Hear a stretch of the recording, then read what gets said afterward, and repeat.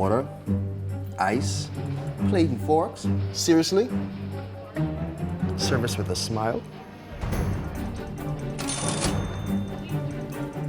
Some things should just be standard. RevVoice has 17 standard calling features.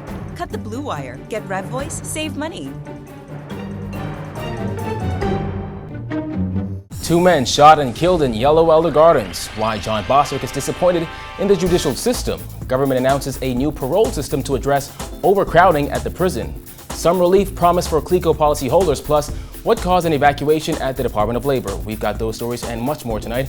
I'm Kyle Joaquin, and NB12 starts now.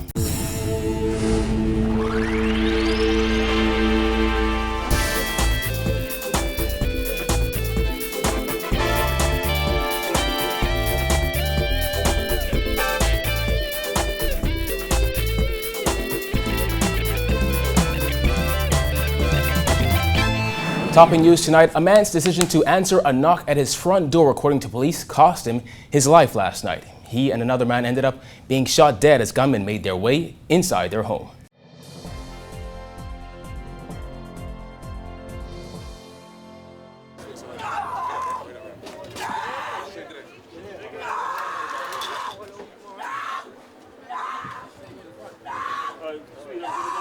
One by one, the bodies of two men were taken out of a Yellow Elder Gardens home. One by one, the bodies of two men were taken out of...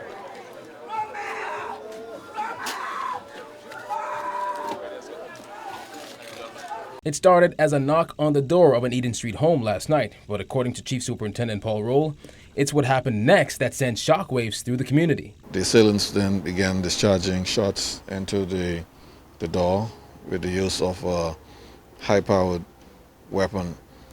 The first individual was struck and he collapsed there at the door. The assailants then got the door open. Roll said after shooting that man, the assailants then got into the home where another man was standing. In seeing this, he then tried to run but was chased by the gunman. Attempted to run upstairs to escape these individuals who continued shooting, and he collapsed. EMS visited the scene and pronounced both of these men dead on the scene. According to the CDU chief, all this played out with a mother and child in the home. They weren't harmed during the ordeal. But it was the men's escape plan that had police even more concerned. The gunman jumped over a wall and ran across the Tawny-Williams-Darling Highway with high-powered weapons in hand. We appeal to anybody who would have information with this latest homicide here in Yellow Elder Gardens to reach out to us and help us to move this investigation forward. Former FNM Senator John Bostwick is a free man today after he paid a $15,000 fine to avoid imprisonment. As he left magistrate's court, Bostwick told reporters that the main lessons he learned from his conviction are that the judicial system needs a lot of work and the country needs new leadership. Simone Davis reports. Bostwick said given the way he has been treated over the past few years during this matter, the justice system in the Bahamas has left him heartbroken. I'm heartbroken. As a 20-year practitioner, I'm heartbroken. But again, renewed, it's just another one of the many things we have to fix. The justice system, the education system, the health system. We have work to do.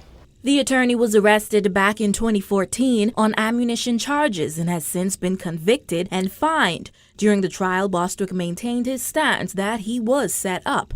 However, when asked if he believes he may have been set up by members of his own party, Bostwick declined to comment specifically, but did say he stands by his assertion that he was set up and also believes it was definitely politically motivated.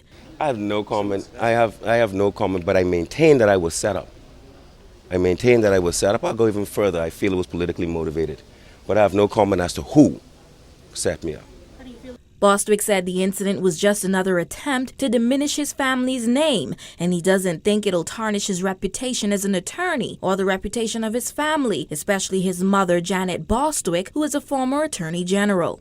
As far as saying a besmirch of my character on an overall ground, no. No, because those people who are at the front of morality in this country came and stood for my character. But the attempt was made, and the attempt is continued to be made. People have been attacking my family from when I was a child and are trying to destroy the Bostwick name. But the Bostwick name stands strong and remains strong. And we all stand together, and we all have some things to do. And we're going to keep on coming. so they could rely on that.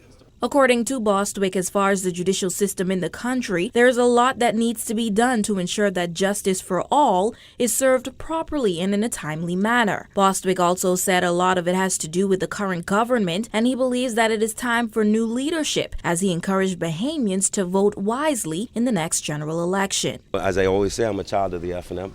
You wouldn't necessarily want to have to tear things down, but sometimes you have to clear the ground to build a new edifice, So there's much thinking to be done.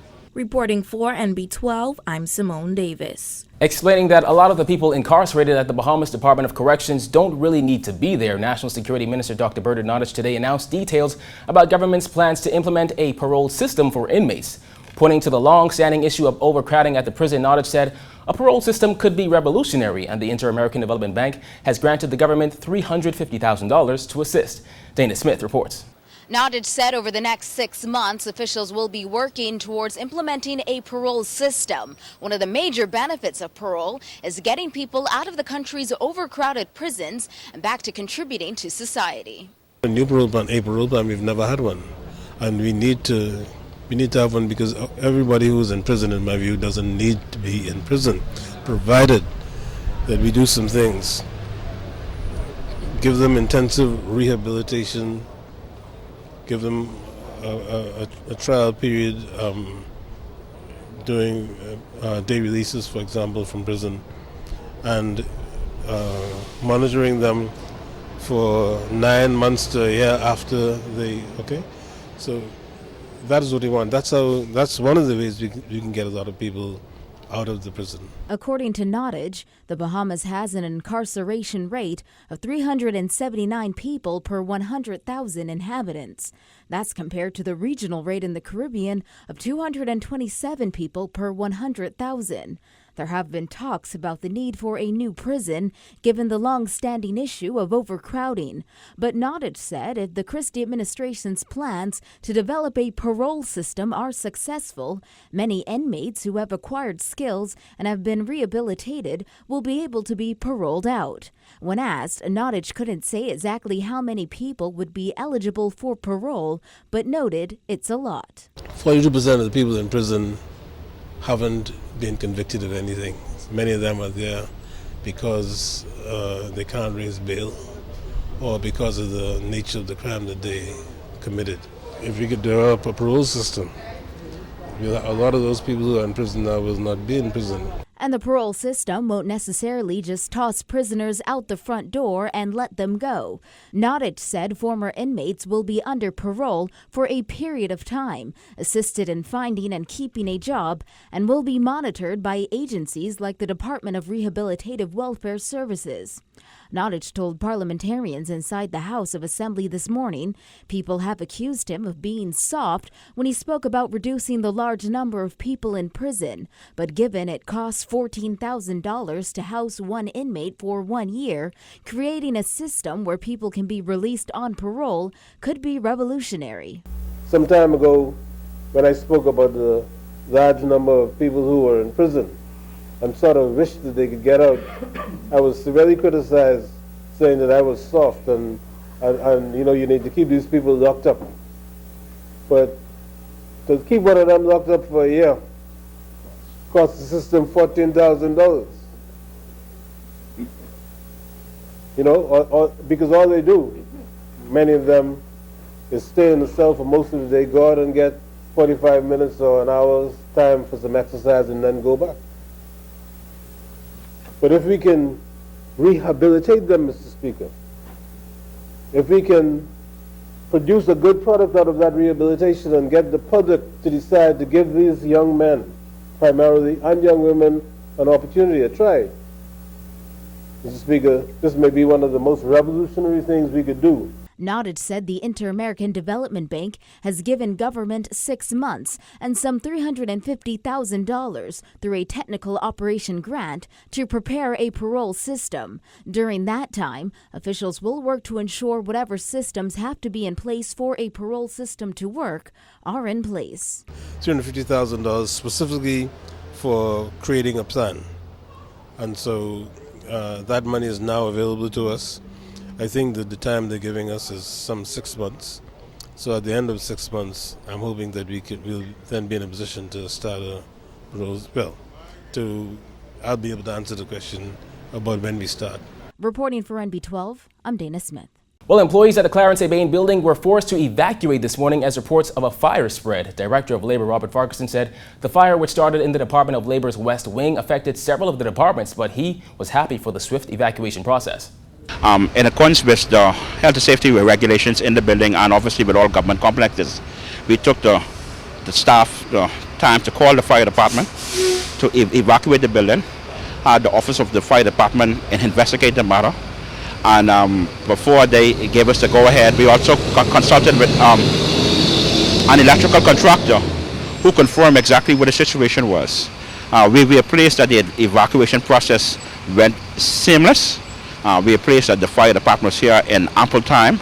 A proper investigation was conducted.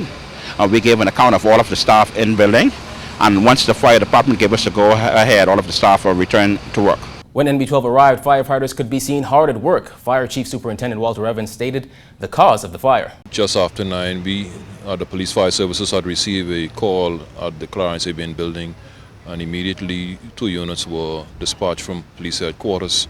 And upon our arrival, which was 7 minutes after receiving this call, we met smoke odor coming from the first floor level. Upon our investigations, we concluded that the fire was of an electrical nature. It was confined to a light ballast in one of the offices of one of the high officials who occupy this facility.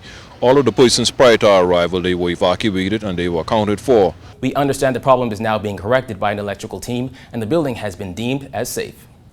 When NB12 returns, the health minister speaks on the Zika virus infection, and later, Carnival bands get set for Bahamas Junkanoo Carnival 2016. Stay tuned.